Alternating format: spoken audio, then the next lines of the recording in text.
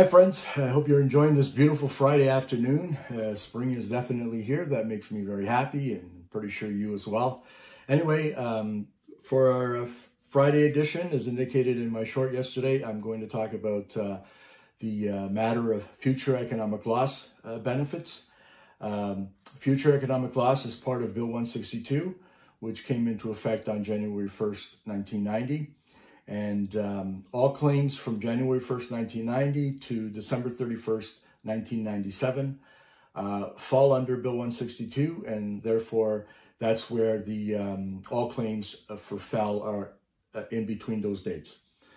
So I don't want to take up too much time. I want to keep it short.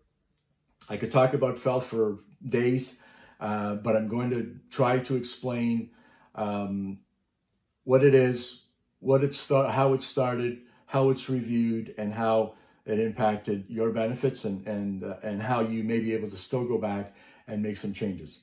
So essentially, the future economic loss benefit, which is part of the dual award with the non-economic loss, is very much, pretty much all to do with your ability to return to work following an injury.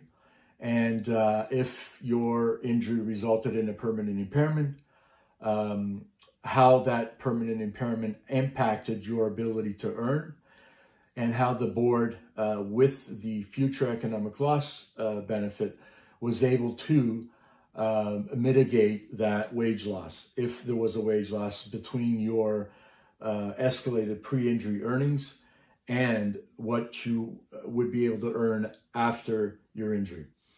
So the first future economic loss determination, which is referred to as the D1, generally came about 18 months after the injury. This is when the WSIB would have confirmed that there was a permanent impairment resulting from your injury, and that permanent impairment would likely leave you in a situation where there was going to be a wage loss.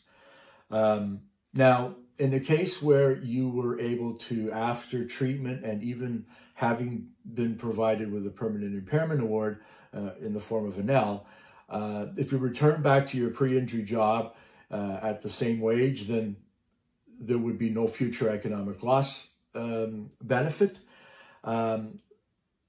However, if there was a permanent impairment at that initial review, the D1 review, the WSIB would award what's called the Sustainability Award, which is $1. And basically, it was their way of, in the books, to be able to pay a supplement in the event that there was a deterioration in your condition that required additional time off work, or there was a deterioration, you couldn't return to your pre-injury job, and then they had to look at vocational rehabilitation assistance. So that sustainability benefit would allow them to pay you a supplement, which is, I believe, Section 43.9 of the Act. So it would be that $1, and then the supplement would have been the difference between that $1 and what your pre-injury earnings were. So very simple. However, during that time, depending on where things were at with your injury, if the likelihood was, or if it had been determined that you're not going to be able to go back to your previous job as a result of your permanent impairment, then the board had to look at how are they going to help you find employment that's suitable to your injury and for which you have the skills and experience. So then they had to provide what was referred to as vocational rehabilitation assistance, which then was referred to as labor market reentry assistance or services, and then it was what's now referred to as work transition program. All of these creative names for the same thing. So anyway, yeah, money wasted. So when they were considering what it was that you would be doing, they would use a tool which was called a vocational rehabilitation assessment. You probably went for one of those.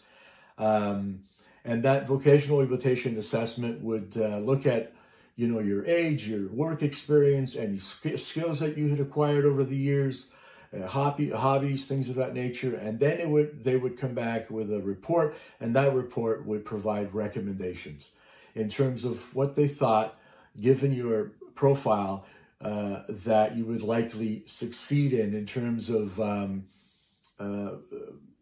future vocational goals. In other words, a job.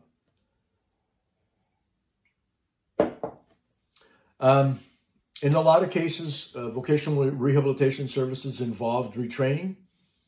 Oftentimes, it could be anywhere from 6 months to 4 or 5 years. I've seen them go as long as that, and included vocational rehabilitation assessment and vocational rehabilitation plan, and then the job search assistance once you had completed your retraining portion of the plan.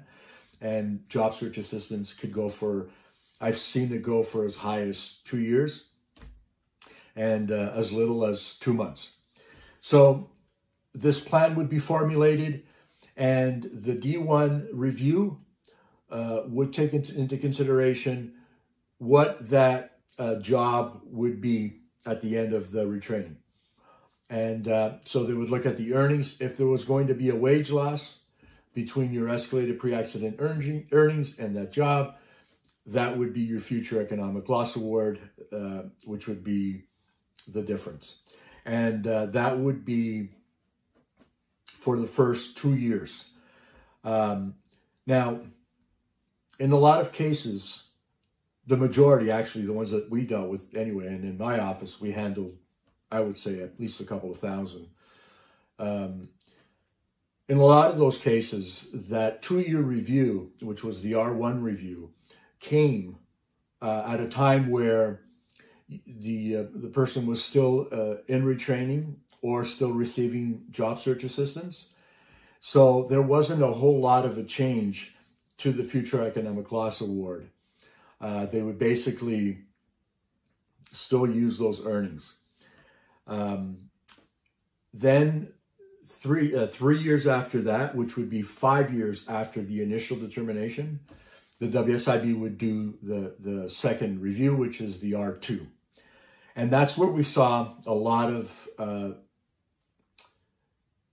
deeming, and the board basically coming up with things that really wasn't in the language. It wasn't in the policy. It just seemed like they were making it up as they went along. Things such as a lot of people that didn't have a whole lot of skills, that were construction or mostly industrial jobs, but had high earnings.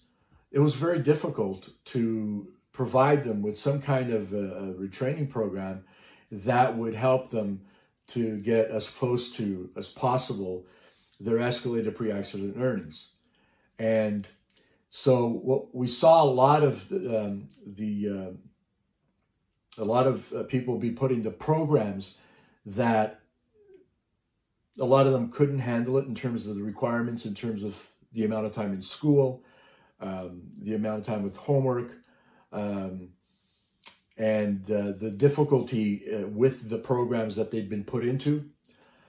Because I think that a lot of those programs were chosen because of the high revenue that it would yield, but not necessarily something that the individual, given their skills profile, would actually succeed at. And so it was done more so because of dollars and cents. And we saw a lot of people who had to quit the program. And that brought on a whole lot of repercussions, and I'm going to get into those. The WSIB ended up making decisions that were very impactful in a financial manner. But it was clear that the future economic loss R2 review was problematic. And so one of the things that we saw the WSIB do a lot was come up with these, their deeming. And So where they didn't have an explanation as to, or didn't want to accept an explanation as to why the person wasn't succeeding in their academic program, they would either deem the person uncooperative, so uncooperative with Vocational Rehabilitation Services, or alternatively, they would deem that the person would be able to at least go out and get a minimum wage job and earn minimum wage and reduce the FEL significantly based on the assumption and their deeming that the person would go out and get this minimum wage job. And oftentimes they used three that became very popular, which was parking lot attendant, customer service person, and security guard. Rudimentary jobs, and at the time, yes, they pretty much paid minimum wage. So we started to see a lot of appeals, a lot of issues with this. And one of the policies that we started using in a lot of our cases, and that I'm not sure you're aware of it, and I haven't really seen a lot of decisions, both at the tribunal or on CANLI, which is a database of decisions, where the argument had been presented in a lot of cases where it should have been. Because this is a very significant part of the FEL legislation, and that's the FEL presumption clause. So the policy states, and I'm going to read you exactly from the policy, and I'm going to post it on the screen here, and it states, FEL presumption clause policy: when a worker is unable to return to pre-injury employment because of a work-related injury or disease and is not working at the job at the time of the initial future economic loss determination, the WSIB presumes that the worker's future loss of earnings is work-related. However, this presumption can be disproven by an actual job offer, a suitable occupation, a return to work assessment or plan, or a worker's lack of cooperation in a medical rehabilitation program or return to work activities. Certain parts of this policy have been altered since the 90s, but essentially it pretty much represents the same. Now, some would say, well, it only states that it is part of the initial determination. That's what the policy states. However, another section of the policy states that the WSIB can only use information that is available at the time of the determination to make its determination. So the information doesn't include that the board could deem what your earnings are going to be, because if you're not working, you're not earning anything. If there's no actual job offer, that also fits the policy. If you're cooperating with a medical rehabilitation program or a return to work assessment, then they can't use that against you. So those three items basically are the argument that a full future economic loss award benefit should be paid at the time of the review, providing that those circumstances are there. We did use this policy on quite a number of the cases that we handled, and we were successful. Now, there are cases that we looked at, that we reviewed, and we indicated to the client that we're not going to succeed. We're not going to put forth this argument. And those were cases where the person had been provided with a good vocational rehabilitation program. They had been retrained, and they didn't participate or do a thorough job search. So that would then pose a problem. However, there's cases where we used another argument where the person did an exhaustive job search. And in one case that comes to mind, this person had done a job search for 4 years, 2 years after the WSIB stopped paying. It was all documented. We had boxes and boxes. She had done email campaigns. She'd gone to the an employment office and looked for jobs there. She had worked with employment agencies to help her find work. Nothing. Literally 4 years worth. And we were able to show that, yes, you provided vocational rehabilitation services. She participated in the program. And yes, you provided job search assistance for as long as you determined that you could. I believe they could have done more. And yet she continued and didn't find a job. So the absence of an actual job offer argument works. But there's not going to be a job offer if you're not engaged in an active job search assistance.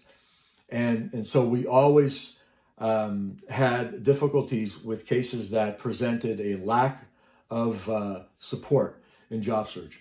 And I mean, it's natural that sometimes people would do job search, they're not writing everything down, and I would basically say to them, you know what, go home, write things down, go by memory, you have notes here and there, whatever, put it all together so that we can at least show that you did as much as you could.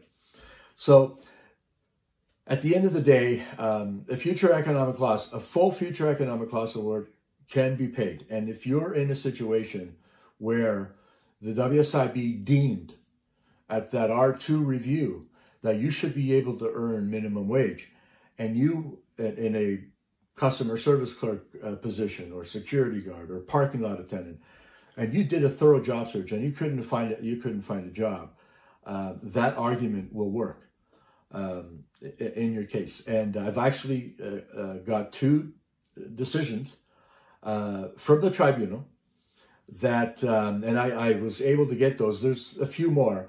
But I wanted to make that a part of our foul presumption clause settlement kit for WSIBsettlements.com, and so that the kit could have all the support that I believe is necessary to present that argument.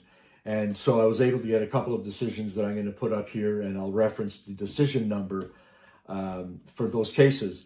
But this one here, I'll just read you from the summary of the decision. It's a Workplace Safety and Insurance Appeals Tribunal decision. And it states, board policy provides for a presumption that if the worker is unable to return to work, the future loss of earnings is work-related. The presumption can be rebutted by evidence of an actual job offer, lack of cooperation, or suitable employment or business. So I basically went through that with you. In this case, the worker cooperated with the board, and there was no offers of suitable employment after September of 1992 regarding the SEB. The board determined in 1999 that the worker was capable of light assembly work. The worker submitted that the board had not properly identified the SEB since it did not conduct a proper labor market reentry assessment. The vice chair found that an adjudicator is not required to obtain outside opinion, although it might have been helpful. There may be cases where an adjudicator has adequate information to carry out the LMR assessment, which is true, without consulting other professionals. Therefore, the vice chair could not find that the fellow adjudicator failed to conduct an LMR assessment. However, the WSIB found, or the vice chair found, that the SEB goals identified by the board were not reasonable or consistent with the evidence. The vice chair concluded that the worker was entitled to a full FEL award. And so the body of the decision provides for more detail in terms of what the SEB was and the assistance that WSIB provided. In this other decision, it goes on to state that in this case, there was no actual job offer. Again, the suitability and availability of employment opportunities was questionable. I want to touch on this one as well.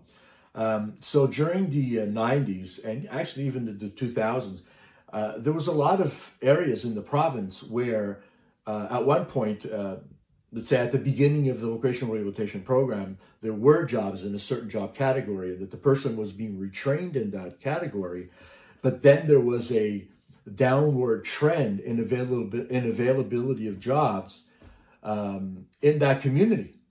And that is a factor that was not available in the first determination or potentially even the first review, but was a factor that was available at the R2 review that should be considered because it was contemporary information. And so in this particular case, the vice chair found that there wasn't availability of employment opportunities. The worker was never provided with a description of the functions of a kiosk attendant. This is another one of those. Or of the market for such an occupation. The worker cooperated with medical rehabilitation. He did not fail to cooperate with vocational rehabilitation to the extent required. And considering with what was being given to cooperate, the vice chair concluded that realistically the worker was unable to obtain meaningful employment. He was entitled to a full FEL award. The appeal was allowed. So there are decisions that provide that support for that argument for a full FEL by using the FEL presumption clause. And you'll see that in both of these decisions, the vice chair did not limit the review to the D1 or the initial determination.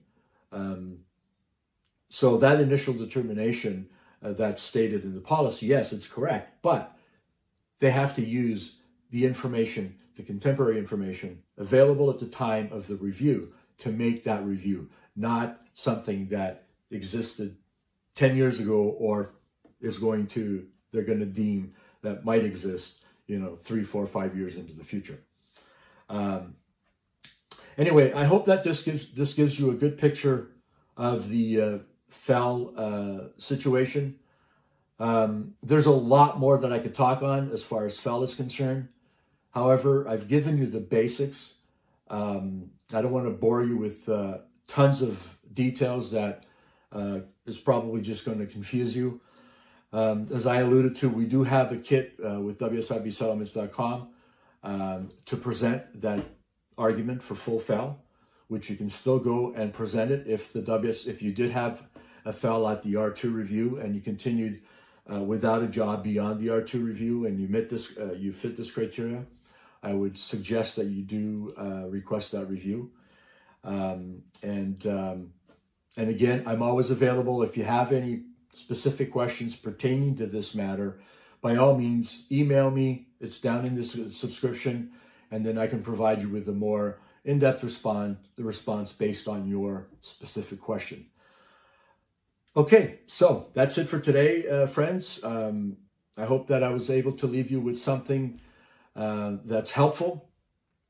Again, please don't forget to subscribe to help me build this channel so I can continue to do these videos and provide information. It's the only way that I can continue to do that. It's free. It doesn't cost you anything to hit that subscription button. You'll also get notified every time I come out with a video. As I indicated in my last video, I am going to be posting more frequently, not just on Wednesdays and Sundays, as I had previously indicated. Please don't forget to share with friends, family, people you know who've been on WSIB or who have had issues with WSIB.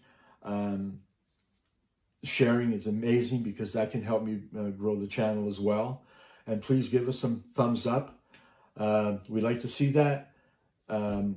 I'd love to see your comments. Give me comments. If there's something in the comments that I can add to, I will. And all the information would be available in the description. Watch out for my shorts for a sneak preview of what's coming up. It'll be an interesting one for Sunday. And again, thanks a lot for spending this time with me, and have a great weekend, friends. Take care.